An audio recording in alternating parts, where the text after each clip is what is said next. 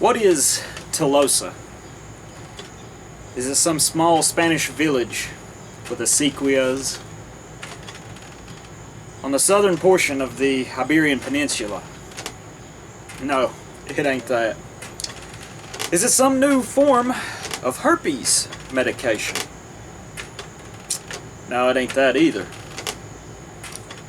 Telosa is what I see as the urban bugman's wet dream.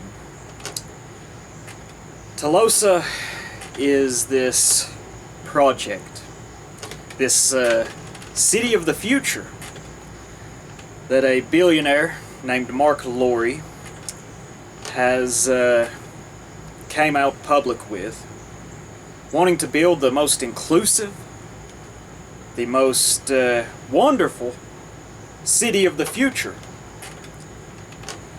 This is a horrible idea, it sounds like to me. Absolutely terrible. This caught my eye because I was just online looking around at stuff, and I seen this article. The headline was "Building This City of the Future Out in the Desert." And it caught my eye because last week, for about the 150th time probably, I watched the two Godfather films. And it brought to mind the part where Michael Corleone was speaking to Hyman Roth, and Hyman Roth was lamenting the death of Mo Green, the Jew who in this fiction, who had the idea for the city of Las Vegas. I clicked on the article. It was a CNN article, and unfortunately I clicked on it, but I have since found out how to archive articles, because I ain't about giving multinational media conglomerates like CNN the clicks for their ad revenue. It's just a small, simple way that we can deprive these companies of their profits. And this article, I'm going to read it to you here shortly. It is a terrible thing. Horrible. Absolutely horrible. And it's hilarious, too. You know, it's just another example of clown world. Peak clown world. You know, I don't like being in cities. I don't like being around crowds of people. I like being around a few people. But I don't care at all for being around a bunch of strangers. You know, in the work that I do, I sometimes have to go into the downtown portion of the city that I work in. Well, usually I'm outside of the city in the rural areas, driving my truck. But you know, seems like once a week sometimes I have to go into downtown Rome. And I don't like it. I don't care for it. You know, I do it because it's my job. I'm not going to bitch about it, but I don't like it. I don't like being around all these people. Don't care for it. You know, my stress, I can feel it. My stress levels go up when I'm doing that. You know, you have to drive down the main streets. Got to watch out for retards crossing the road, consumers. You know, I don't like it, you know. Urban environments are just conducive to this sort of thing.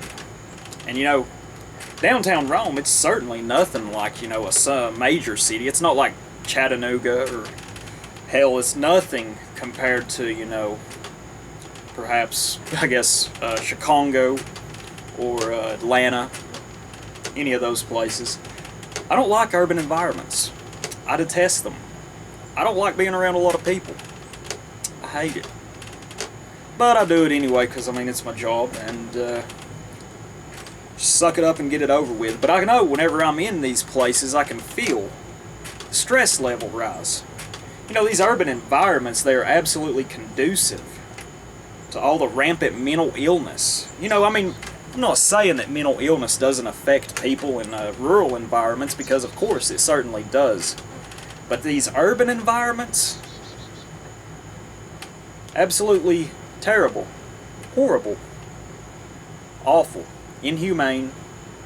It's unnatural, and I detest them. And I avoid them if at all possible. So let me go in here. I will read you this article, and we'll have a good laugh, because that's about all you can do. But it's also something to consider. And it's something horrible that might be coming to a rural area near you. So now I'm going to read you the article. It is written by a guy named Oscar Holland, who is some journalist for CNN. Let's see. Plans for $400 billion new city in the American desert unveiled. Excuse me. The cleanliness of Tokyo, the diversity of New York, and the social services of Stockholm. Wow. Let's see. Billionaire Mark Lorry has outlined his vision for a 5 million person new city in America and appointed a world-famous architect to design it. Now he just needs somewhere to build it, and the $400 billion in funding. The former Walmart executive last week unveiled plans for Telosa, a sustainable metropolis that he hopes to create from scratch in the American desert. The ambitious 150,000-acre proposal promises eco-friendly architecture, sustainable energy production, and a purportedly drought-resistant water system.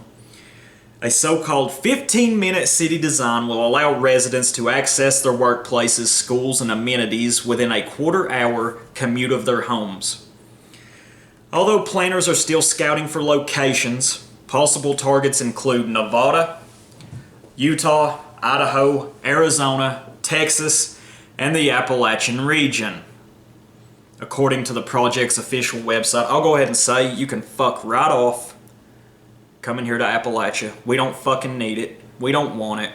Fuck you, Lori, and fuck your plan. I mean, we've already got, there's enough urban sprawl starting to seep out from the cities. It's happening here where I live. Not immediately where I live, not immediately in this little area, but I mean, it's happening in the town near us. We already have, here in southern Appalachia, we've got, Chattanooga, Knoxville. Up where I'm from, the Tri-Cities. I grew up about 35, 40 minutes from Johnson City. Over on the North Carolina side, we have the ultra-liberal small towns of Boone, North Carolina, and Asheville, North Carolina. I absolutely detest Asheville. It's a pretty place, certainly. It's a beautiful city. Not the city itself, but the land around it. You can find some very good ginseng in Buncombe County, North Carolina, but Asheville and Boone, they, I think for the last 4 elections, the counties, Watauga County for Boone, North Carolina, and Buncombe County for Asheville, they went blue. They're basically 2 little blue islands in a sea of red. Due to the results of the presidential election, the last 4 elections, if I remember correctly. I know it's the last 2. We don't need any of this fucking shit. I don't want it. It's horse shit. And I mean, I don't want it for anyone in the desert. Anybody that's up in Idaho or Utah, certainly. You don't need this shit. None of us do. The only people that need it are the people that they are importing here. And these urban bugmen that, think that this is just such a wonderful idea. Let's see, the announcement was accompanied by a series of digital renderings by Bjarke Ingels Group, the architecture firm hired to bring Lori's utopian dream to life. These images show residential buildings covered with greenery and imagined residents enjoying abundant open space. Also, I'd like to thank HooMadeHoo and Aelfris for helping me fix the thumbnail to this video. I really appreciate you guys. Took me 30 minutes of screwing around on Microsoft Paint. You know, I'm a grug.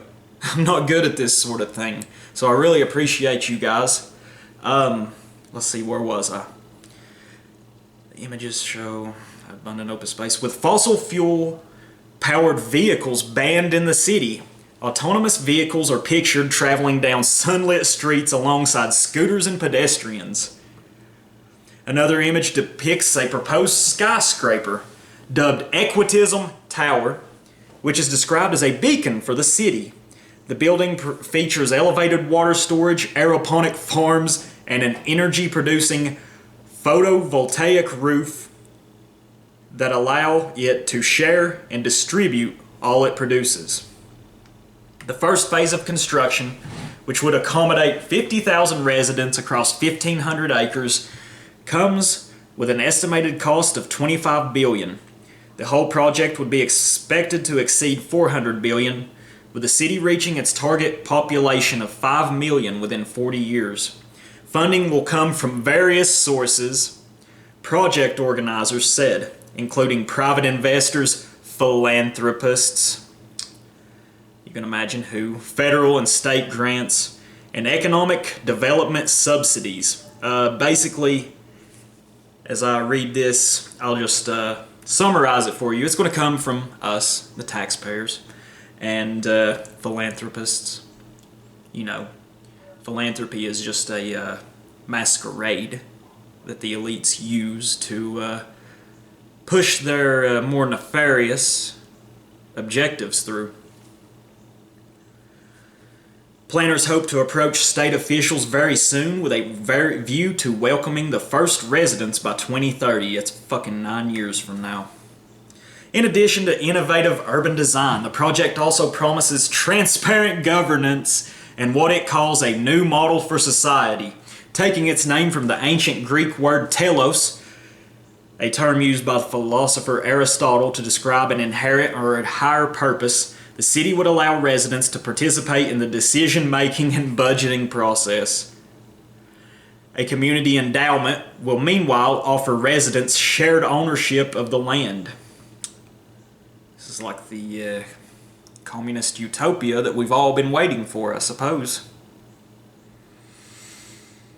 Lori founded Jet.com before selling it to Walmart, joining the retail giant as head of U.S. e-commerce in 2016. He left the company earlier this year, saying that his retirement plans included working on a reality TV show, advising startups, and building a city of the future.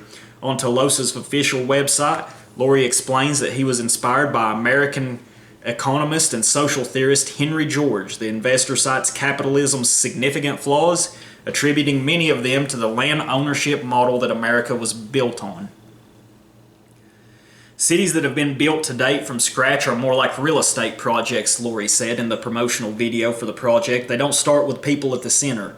Because if you started with people at the center, you would immediately think, okay, what's the mission and what are the values?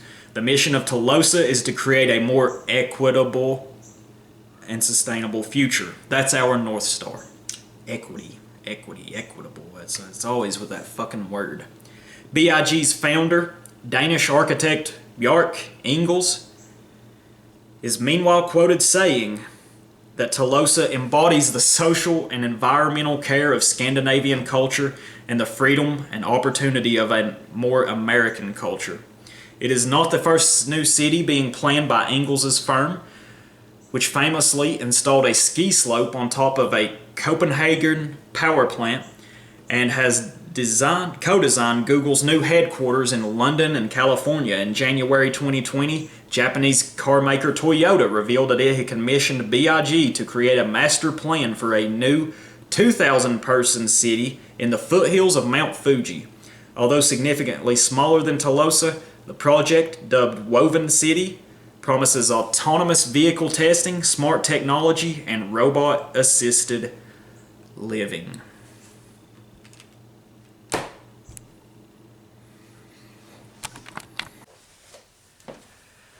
So I briefly looked into the history, did an early life check on this Mark Laurie guy. He's not a member of, well, you know, but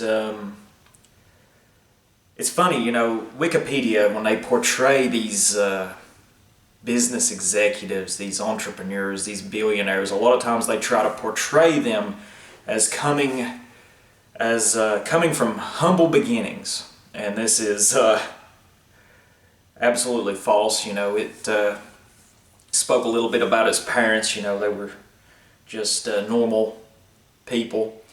Yeah, his mother, something distinct I remember, his mother was a bodybuilder and a personal trainer, and she, what was it, she trained Bruce Springsteen's girlfriend back in like the 70s or 80s. So yeah, how the fuck does that happen without some type of connections of some sort? Let's see, he, I think he went to Bucknell College. He's a sprinter. He was into sprinting and track and field and all that shit. I know he went later to the Wharton School of Business at that University of Pennsylvania. It's a notorious school for these business executives. You know, they're just very cold, very ruthless. I've always been told to beware of people who went to that school, you know. But anyway, do I think that this sort of thing is going to happen? I don't know. I really don't. I have no answers. I don't think that it will come to fruition. I think it's possible that they will attempt to start such a thing. You know, it's very interesting how they're talking about putting it into the desert. You know, there's already, I mean, it's a desert, for crying out loud. Where's all the water going to come from that they're supposed to provide these citizens of this city? That's one thing that makes me worried that they'll try to put it here, you know, in Appalachia somewhere. It doesn't need, we don't need it. It's absolutely horrible. It's, you know, civilization, we're already too civilized. They talk about this thing like it's going to be some sort of utopia, but I mean, it's impossible, you know. It's funny in that article they mention nothing about any police force, courts, or any of that, you know. Anything about that at all. And it's funny to me too, you know, whenever they mention at the beginning of the article, they talk about the diversity of New York, because is there anything good about New York other than that, honestly? I've never been there, and I'm never going there. I don't want to see that place. It could burn for all I care. You know, I have no wish to ever set foot anywhere close to that place, you know, and that's like the only thing that they could think of that was good about New York. And then they throw in the cleanliness of Tokyo, which I don't know if that place is clean. That's another place don't want to go to, could care less about. And then they throw in Stockholm, Sweden, about the social system of governance that they have. And you know, it's so funny that they bring these two positives up that are in nations that are, you know, ethnically homogenous. You know, Japan, Sweden, that's out the fucking window after the last decade, unfortunately. You know, at one time Stockholm, Sweden was one of the most ethnically homogenous places in the world, you know. It's so funny that they bring up these two positive aspects, you know, and then these same people talk about equity, and they tell us, you know, race doesn't matter. You know, it's a complete falsehood. I don't understand how even the most hopeless of people have failed to see this, you know. It's just absolutely mind-blowing. Do I think it's going to happen? Like I said, I don't know. What I could see happening, certainly, is they will attempt to get something like this off the ground using our money, taxpayer money, and philanthropy. They will get this project started, and you know, all these migrants and these refugees that they're importing, they're going to put them in an area, you know, I mean, they mentioned Utah, Idaho, Appalachia. These are largely white areas. They're going to start building this city, whatever, and they're going to bus all these people in, fly them in, and, you know, after a few years, if they even get the project off the ground, after a few years, they're going to say, whoops, funding has dried up. So you're going to have hundreds of thousands, maybe 1 million, 2 million, who knows, of these refugees. I mean, it's just going to be a total disaster. Absolutely. You know, they're going to spread out into the countryside because the city will fail horribly. You know, it's just a ticking time bomb, it seems like, if they go through with it, you know. Perhaps this is all just some sort of lie, some sort of false hope that they're giving a lot of the brain-dead masses, giving them something to hope for in the future, you know. This hope of utopia that's just 9 years around the corner. Perhaps it's just something to make, it's just a feeble attempt at misdirection to make your average brain-dead citizen to ignore just how truly bad things are getting, you know. I don't know. I really don't have no answers, but I just thought I would talk about this briefly. I certainly think what I just mentioned is something that would likely happen. Import all these migrants, refugees, parasites, just import them. Dump them in a rural, white area, and, you know, house them for a few years possibly, and then, you know, whoops, funding's gone. And then whichever piece of land, whichever area is unfortunate enough to receive this gift from the elites, they'll be left picking up the pieces. So, anyways, thank y'all for watching. Bye-bye.